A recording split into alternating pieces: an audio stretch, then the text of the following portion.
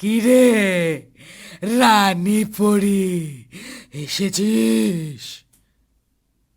হ্যাঁ রে ডাইনি, নিয়ে এসেছি তোর খাবার। ওইখানে রেখে চলে যা। কিন্তু তুই কখনোই বের হোস না। আজ তোকে বের হতেই হবে ডাইনি। তোকে যেটুকু বলেছি তুই সেইটুকু করে এখান থেকে যা। সাধু বাবা সেই কুমণ্ডল থেকে জল বের করে মন্ত্র পড়ে ডাইনির ঘরের চারদিকে ছিটাতে থাকে, আর ডাইনি ভেতর থেকে, ও বাবা গো, মা গো, মরে মরে ছেড়ে দে, ছেড়ে দে আমার তোরা।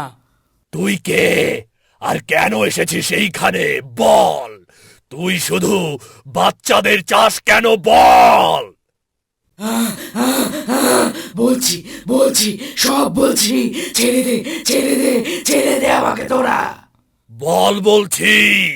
ওই রানী ছিল পরি রাজ্যের সবচেয়ে সুন্দর পরি।